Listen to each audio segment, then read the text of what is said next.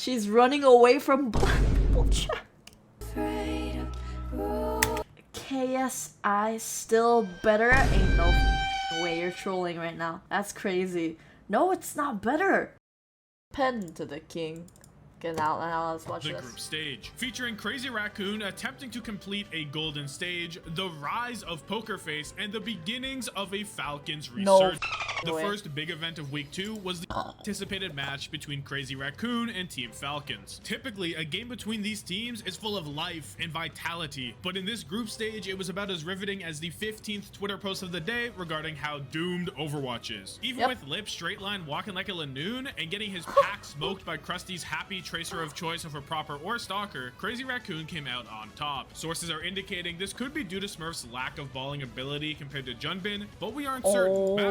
Smurf, oh my 2 god. was pretty close, with Proper finally convincing Krusty to let him play this curious character with astounding movement and skill potential, resulting in an early 40-meter lead for Falcons, which they actually held onto for over 8 minutes. But when I saw HeSang whip out the blade and soul read Proper into the next dimension, I knew this shit was gonna last about as long as a Phineas and Ferb build, and I don't care how much work Proper put in during this map. There is no coming back from being spooked so bad, you hit him with the "get away from me" ass pulse bomb. After that, bro tried to get behind Chio for protection, like have some shame. Which now brings us to map 3. And don't let the scoreline fool you, because one of these teams had 1 minute of extra time and the other had 4. It's honestly a miracle that Falcons made it to the end at all, because on their offense, they capped every point at the last second like a uni student doing assignments. Like, you know it's bad for Falcons when even Fielder has an off day. This ult was so horrendous that he walked back to spawn and swapped characters. I think this is the first— I was gonna say, like,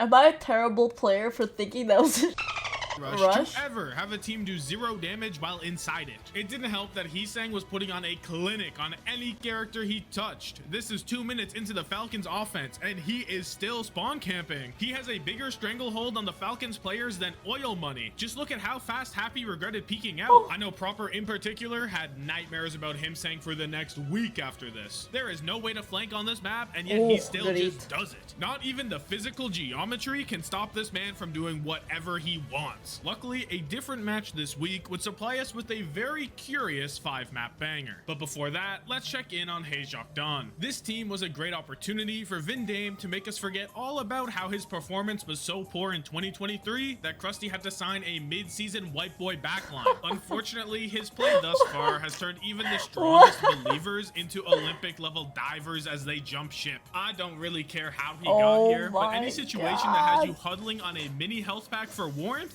surely cannot be the move. How do you even draw this play up in the dressing room? Is he like, "Coach, I'm gonna turn my back on the entire enemy team to boop Diva forward about 3 inches"? Looking at this, I think I understand why these coaches are gone, just like all the other Vindame believers. But don't worry, you already know that in a Zeta division match, Vindame could not be the champion of main support feeding. If anyone is still somehow unfamiliar with Violet's game, this clip is all you need to see. We're on King's Row. Violet found a great pick on the flank, and his greedy ass still wants more. But honestly, I get it so much, especially because he was a bit of a problem on the Kiriko. I haven't seen Kunai been thrown like this since I was locking Ninja Kirby in the Superstar Ultra boss rush. He switched places with HeSung in the backline, and nobody looked at him until it was too late. Violet gunned down Zest with the swiftness, and then took a casual stroll through the enemy team. All in all, it wasn't a bad showing for HJD, which is impressive because Bernard had basically infinite DM. Look at this shit, bruh. Zest uses 2 full tracer clips and still gets his pulse eaten. Oh my god, that's fucking painful. How is he so hungry? HJD had Seonjin locked in from frame 1, and he closed out the first round of the series with a monstrous blade that had Violet shaking in his boots. Bro wanted to get away so bad, he tried to quantum tunnel through the map. Then on map 2, Alfie saw Seonjin try to take the high ground for free, and he went full HOA on his ass, trying to blow him up for disrespecting the bylaws. But Seonjin was ready to go, staring down Alfie like your grandparents when someone's walking around the supermarket in their pajamas. And this map was quite close. HJD had the lead, lost it with 2 minutes to go, then got it back. Chat, I actually like Runa Sapi though. Runa Sapi is an actually pretty good push map. Okay, now I don't give a shit if people are like, no. Runa Sapi's pretty good. Back to start overtime. This could have been bad for Zeta. I think it's my best push map. Bernard didn't take out the backline faster than Unter turns off the broadcast to watch slot between maps, or if Magazine didn't run into high noon on 2 separate occasions at the same location. What are we doing here, man? This one is really crazy because Flora walked down from Nom. The high noon is about to expire. Mag could still stop them getting the lead with a good nano engagement, and then he also wouldn't be half. Okay, that looks like my Winton gameplay. Okay, so I can't relax.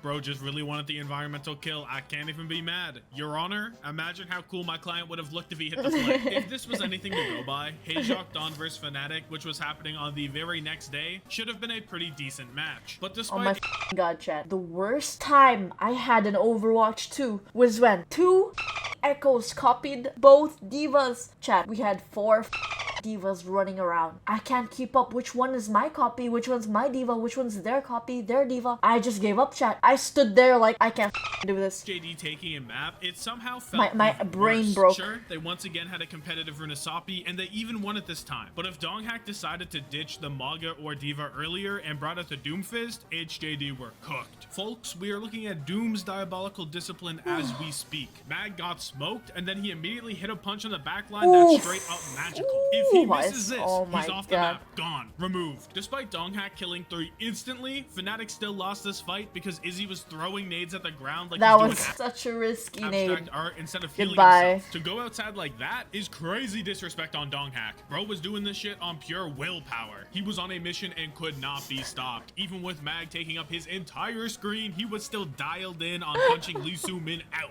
Fnatic never had any issues in the rest of the series though, partially because Knife was performing like a Forged in Fire championship blade all match. And we are look at him go. Needing a kill test to prove it because he went straight into real use case scenarios.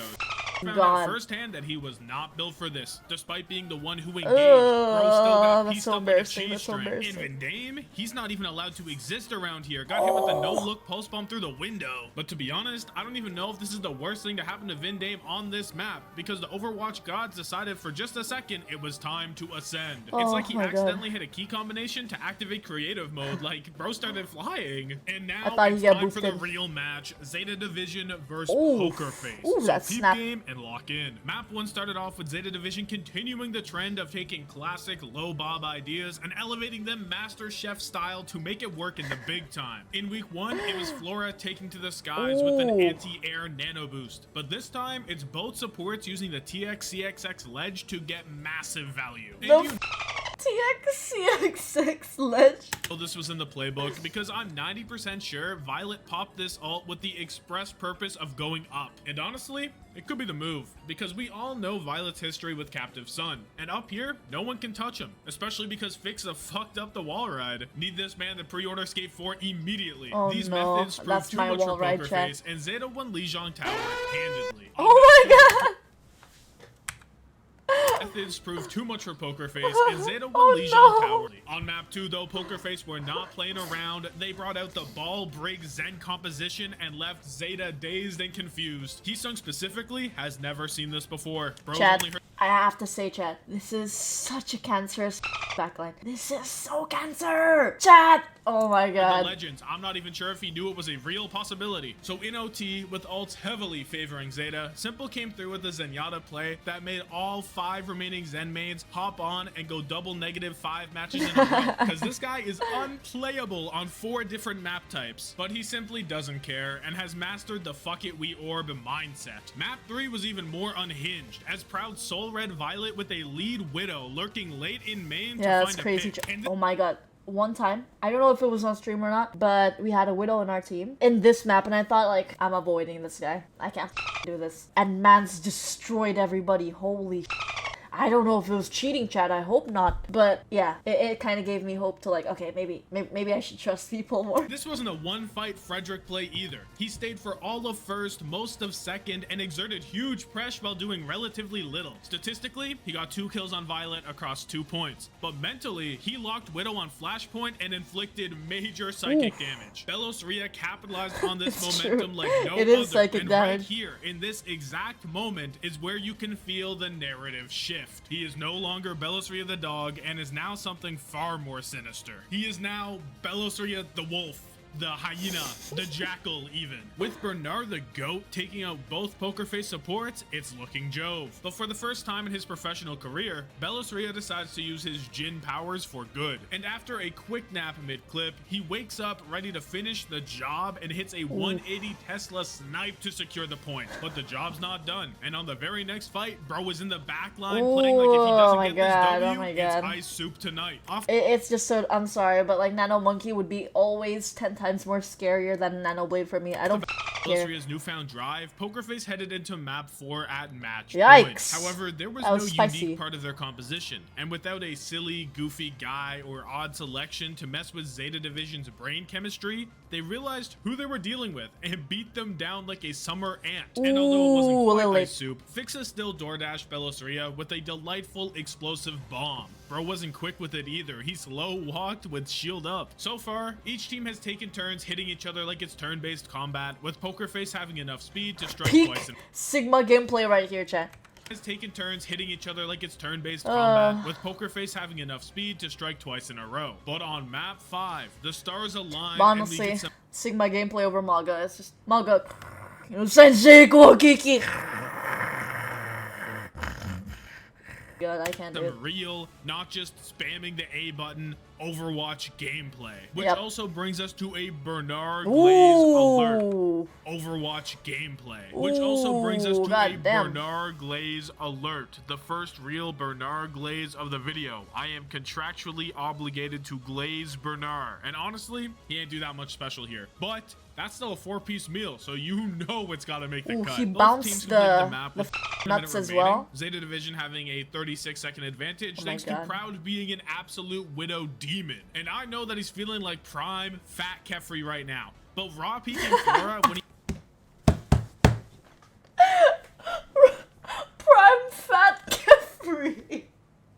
He has Infrasight, is like choosing to square up to Popeye after he had his spinach, or Ash when he has his hat turned to the back. And it's not like Flora was perma losing the duel either. Now some of his shots were kind of Mickey, but all kills look the same in the feed. On the flip side, Alfie was completely outvaluing Choice1, who's been on the bench since map 1. PF brought him out like he's Harvey Specter ready to close the deal, but he purely gave the impression of a small claims court self-representing lawyer. Other than that, it was close on all accounts. Both backlines were getting active, with Zeta having a slight edge, which is understandable because Violet getting active and Lee Su-min getting active does not follow Newton's third law at all. This led up to a set of extra rounds with relatively large stakes. Pokerface were trying to prove they could hang with the big three, and Zeta was just trying not to fraud out. Pokerface decided to break the incoming spawn hold by TPing to point and flipping the map, which is a great strategy that makes it difficult for Zeta to contest as the cart rolls away. The only problem being that Choi missed the point. He TP'd past the cart, so it didn't start rolling away from Zeta. It also took a quarter of their time to come up with this genius strategy against the defending comp. And to make matters worse, as if he didn't fuck up enough already, Choi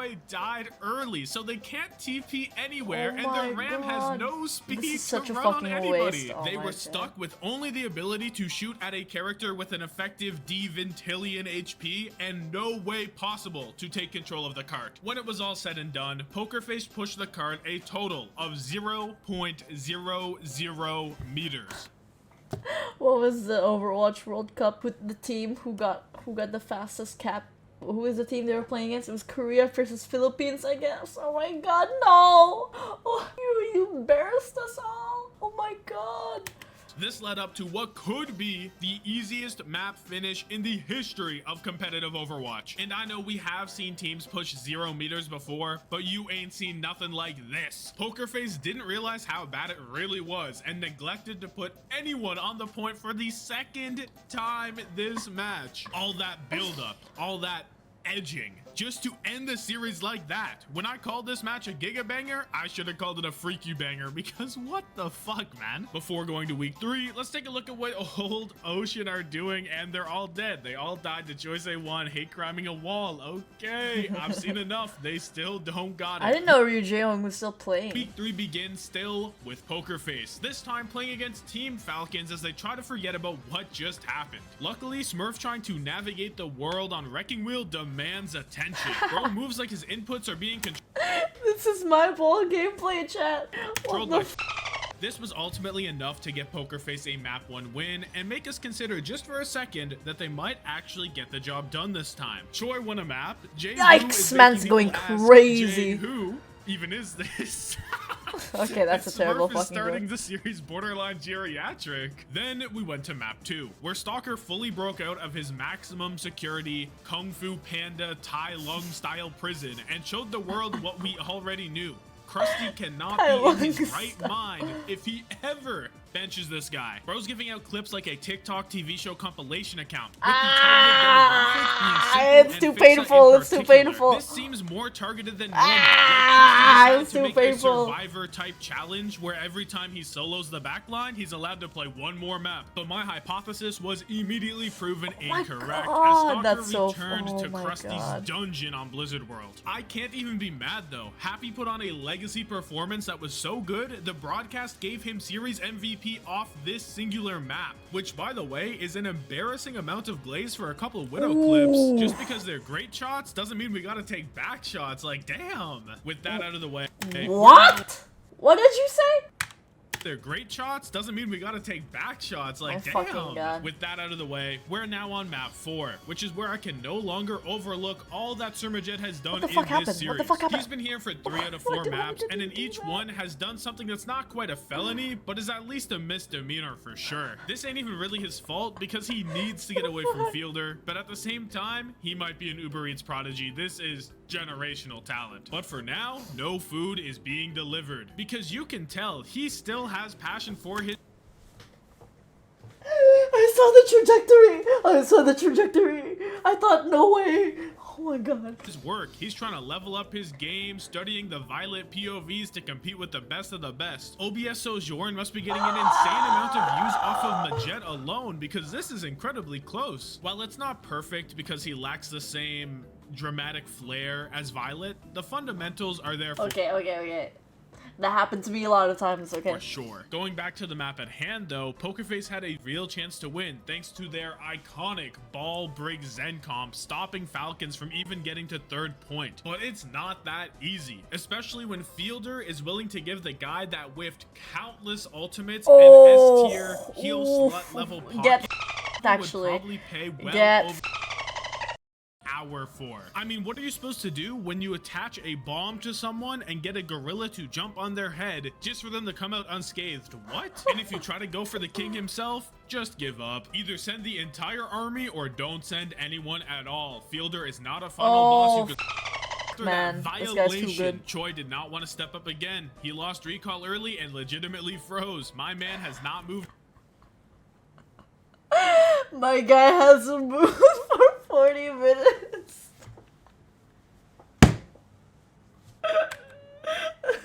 Did not want to step up again. He lost recall early and legitimately froze.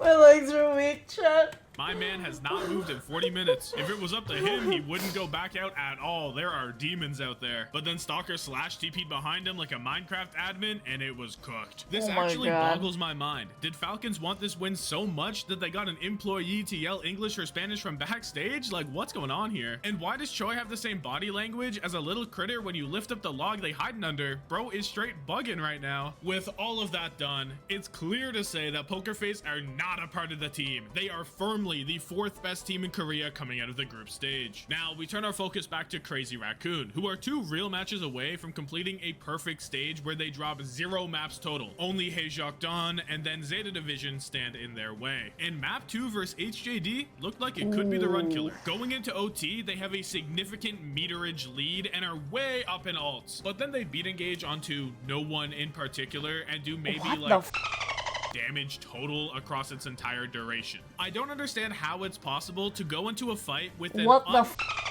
duration. I don't understand and do maybe and are way up. Okay, let me see the thought process here. I can't see it, chat. I'm blind. Like, what? The echo? What? and ults. But then they beat engage onto no one in particular and do maybe like 500 damage total across its entire duration. I don't understand how it's possible to go into a fight with an uncontested beat and primal and then end up trading tanks. It's just gotta be another magnesium disaster class. But despite all that, they were still in a pretty decent position to win the fight until Shu decided he was not about to let Crazy Raccoon commit Mike Ross levels of fraud. And you already know he was about to hit this last shot as well. This is a Kiriko 4K to keep the golden stage alive. Map 3 was decently close as well, but when Shu decided to roll out Zen on Suravasa, you knew Crazy Raccoon had this win locked up. If HJD couldn't win last map, they have no chance of winning this one, and Shu knew that even as his team was dying around him in Trank, which now just leaves Zeta Division and technically Vesta Crew to stop this domination. And you might be thinking, yup, this should be a banger. Zeta beat Falcons, they're looking good. Who cares about going to map 5 against Poker Face? Crazy Raccoon aren't imbued with Super Mario star power. They can't get this win. This shit was so sad, bruh. HJD played every single map so fast. closer Holy than Zeta fuck. did. This is Magnus Carlsen squaring up to Chess in the Park against a Mahjong player. Jesus, that's like maximum distance. It's pixel perfect. The Pharaoh's here and the barrier's right here, and he exploded. Runner themselves into a wall, trying to hop through the glass like it's Super Mario 64 and escape to a new world. Or better yet, Ajax's ult entirely. Who was this even supposed to be for? Someone showed the bike lane guy what Violet was cooking, because this is not a nice place to stand. Shu must have heard me give Fielder more glaze than a Tim Hortons, because he decided to make every Ana enthusiast Boston cream everywhere. And by the way, those kills are off back-to-back nades. He basically opened this fight with 2 picks by himself. Most Widowmakers don't do that across an entire map. And if you wanted more proof that he's the fucking GOAT, you could argue that this sleep dart also saved their 21 stage. They probably don't Gate kept him from that barrage, honestly. Win this map if Alpha E gets those kills, which means, yeah, I kept it 99. This map was kind of shized, but fuck you. All that matters is that Shu came through twice with huge map winning plays. He is the reason that Crazy Raccoon are not normal. And now, the final saga of the group stage, Donghack vs Smurf in a Super Monkey Ball 1v1. And by 1v1, I mean Donghack doing literally everything. Aiming, Gaga, Bame 1, even quick shots are all smiling down upon him, while Smurf gets carried by his team to a W. I was genuinely distraught when I watched Donghack put all of Falcons on a shirt, and then his team is just fucking off, deciding what to order after the game. Just observe the worst opening sequence you have ever seen at this caliber of play. First, he goes CSGO surfing on the roof, then slams 2 people deep inside their home with no chance for follow-up. But that's okay, he's coming back for more, and no, actually, he has been body blocked by a tracer, so we will not be doing any of that. Then he gets refreshed and rehydrated, and he's ready for more, and no, actually, he has been slept. Then he looks top right and sees that his team has tapped out. But Smurf is a smart player, so he gets ready to stage for next fight and jukes knife out before surveying the area to make sure Big Dong ain't around. But oh my goodness gracious, he's fucked up the grapple, and like a shark smelling blood, Donghack appeared. It's looking Jove, and with grapple still up, he's oh my god! Oh my god! Oh my god! Oh my god! Stop! Just stop! Just stop! And with grapple still the map. Meanwhile, the young kid takes to the sky and gets that good chip on proper so he doesn't want to dive. Circles back around to quickly set up and hit a massive slam in the open with follow-up, but that's not enough. He wants to terrorize Chio and Fielder every opportunity go crazy, go crazy, go crazy, chat. Checkmate being there comes back to the beauty of Donghack's first play to chip proper down, because it let Checkmate come into this space uncontested and get off the goob nut. But don't get it twisted, Smurf is capable of making these errors completely unforced. Bro went up and down the Appalachian Mountains more times than a Himalayan monk. I'm sorry, but I had to familiarize all Smurf heads with the fact that your GOAT is wash. Don't care enough to cover this game. That was good. That was good. Hello, Future Deb here. Thank you for 200 subs. 200 subs. Thank you, thank you, thank you, thank you.